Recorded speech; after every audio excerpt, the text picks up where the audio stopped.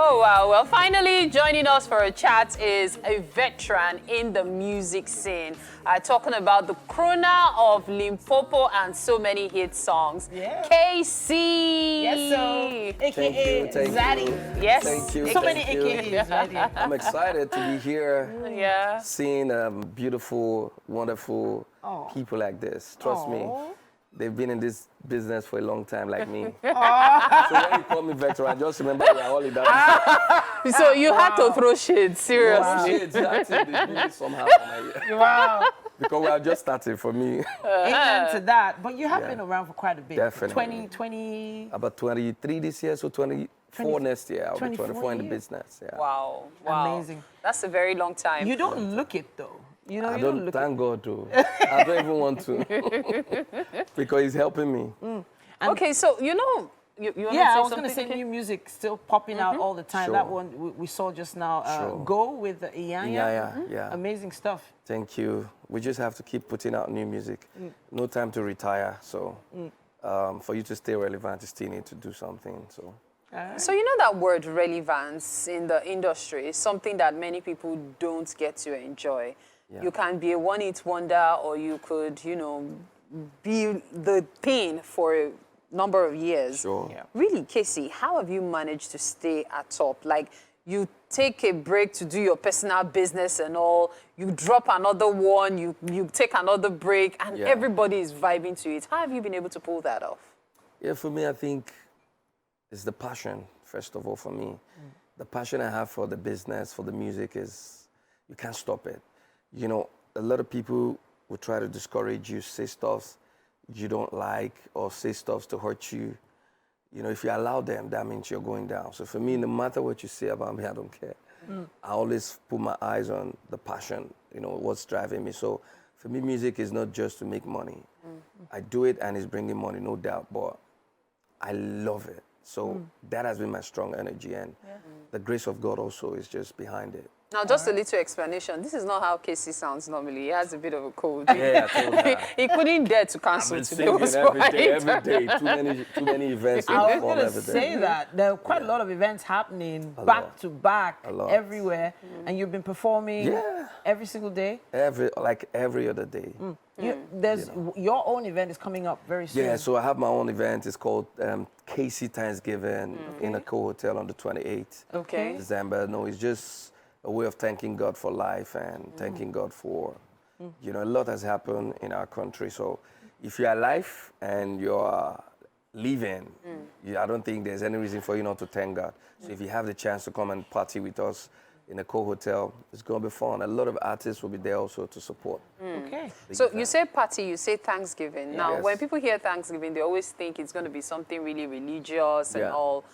But then you've added party to it. Is it going to be like a party, but partying in a religious way, or is it going to be party like we're going to expect the big very names smart. the big names to come in? Okay, well, it's so for me, the Thanksgiving, like I said, everybody alive has a reason to thank God. And I think in the industry, I'm one of those artists that have a two-face. Okay. I do the gospel and I do the secular music. Yes. Okay. I started with gospel in my career Okay. and went into secular, and I don't forget my roots. So I still have that, you know, roots in there. So for me, when I call it Thanksgiving, it's every reason for us to thank God. So the party is, when we're thanking God, even in churches, we party, you know. Yeah. So for me, as far as you're alive, just come. So it's going to be a mix of thanking God and also celebrating with friends, enjoying your favorite musicians, comedians, entertain you. You know, so it's a mix of, you know, both, definitely. All right. So there are a lot of artists that also kind of toe the line and sort of fit in with your vibe. And you've invited a few of them to be there. Sure. Any big names to look out for? So I think we're going to be having like Flavor, Timaya. Wow. Nice is going to be there. Wow. Skibi, Inyanya. And the big names. Nice. Ricardo Banks. Amazing. A lot of them I can't remember right now, you know, and comedians also, a lot of them. Okay. You know, me, I'm very nice and friendly to a lot of them, so they're coming to support. Even some I've not mentioned their names are definitely going to be there. So that's why he's giving thanks, thanking God for your relationships that are still strong, and of course so much more. I know we've been hearing Thanksgiving playing in the background. So that's a new one I just released about a few days ago. You know, so after the first cultural praise, there've been pressure on me. Everybody's like, do another one, do another one. So I decided to also do this one this Christmas to also thank God. So this one is called Thanksgiving. The other one was cultural praise. So this one is new, it's just a few days old. Amazing. Yeah, so as I'm hearing it now, I'm seeing the Lord in my presence. You know? Look at you. Can take you to the presence of God. So you know how people believe if you're a gospel artist, you need to have a particular image. So even as you are seeing the presence of God, people are seeing the presence of tattoos on your hand. And they are wondering, like the presence of God, the presence of tattoos. And tattoos were something you didn't like growing up. What happened? What changed? Yeah, it's for me, it's one thing that's constant is change. And I've grew up understanding that you can't just say something and it might just happen. So some of the things I said I wasn't going to do growing up, I found myself doing some of them. There are some things that's like forbidden for me though. So tattoos were one of those things I said I wasn't going to have. And so at some point, I'll tell you why I got it. So not peer pressure per se, but at some point in the industry, come like say everybody get tattoo. And I was like, okay. So I traveled to Spain. I went to Ibiza. I saw 80% of everybody where I am tattooed. I was like, Wow. okay, it's like I'm left out. That kind of pressure. Nobody forced me to. So I got a little one. When I got a little one, I came back. Everybody liked it. It was here on my shoulder, so I was hiding it. But I liked it. So when people see, they were like, it's nice, so it's good on your skin. From there, I just designed. Good on your skin. I just designed. You did not let us see the skin again after they said it's good on the skin. I just covered it. So it's just like that. So, and for me, it doesn't mean anything. I understand, you know, Christianity or your belief or whatever, or you being nice is not about what's showing on your body, it's inside of you. So for me, my real self is inside of me, you know, and people that have experienced me or that know me knows the real me. This has nothing to say about me, you know, it's just fashion for me. And, you know, we've been talking about skin quite a bit now with the tattoos, but it does feel like to be this long in the industry, you have to have a very thick skin. Right? Yeah, I know you made reference to that earlier. What sort of advice do you have for the up-and-comings that are looking up to people like you? Yeah, well, my advice is simple. Just believe in yourself. For me, I know when I did Limpopo, I saw some comments I favorite and I enlarged it. It's in my house. Wow. Whoa. Some people told me, you need to go back to the village. You don't know how to do this music. Some people said you need to go back to Onitsha and start selling clothes. Wow. And those things can be demoralizing. Those things can kill your belief.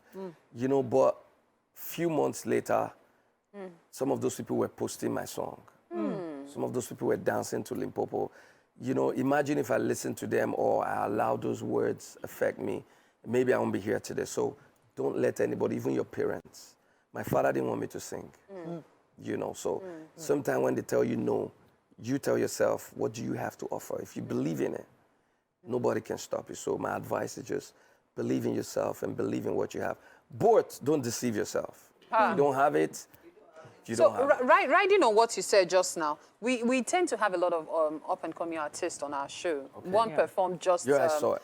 Before this conversation now. How can they create a niche for themselves? Because many of them are talented, but then they seem to be just one of the many fish in the sea, or fishes as the case may be.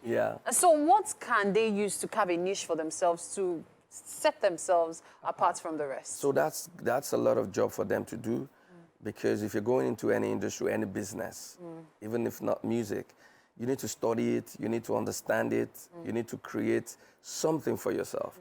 I remember when Don Jazzy came into the industry, came in with his walking stick, the band was coming from London also, he came with his mouth organ, just to create a niche for themselves first. And now they don't have those things anymore.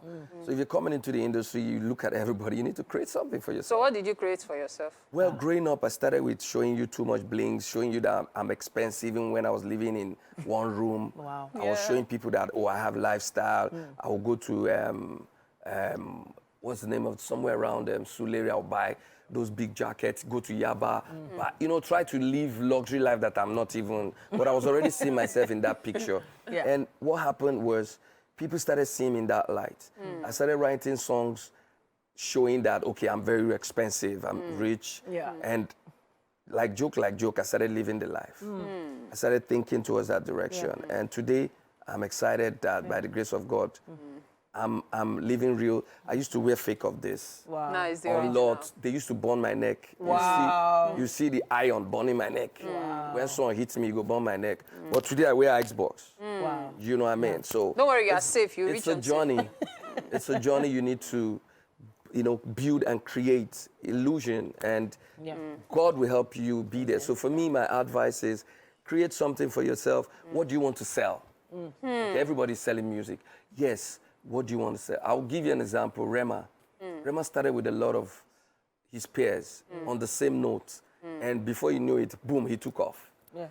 And if you go back to his history, some of us study it like, okay, this boy really created something for himself. He wanted you to understand that he's aggressive, he's a performer, he's different. He was just adding different things, changing his voice when he's doing his songs. There's a lot. And before you know it, he came out of too many people and stood alone. So I think for an upcoming artist, think of that thing that will be unique about you, that will be different about you, and sell it to them. Okay, I feel like we should package this and sell it for a few dollars. You know, this is a motivational segment brought to you by Kcee. Okay, as an aside, quick one. Are you still in contact with Presh? Yeah. Okay. All right. Okay. A music interlude Yes. coming your way right now. Yes.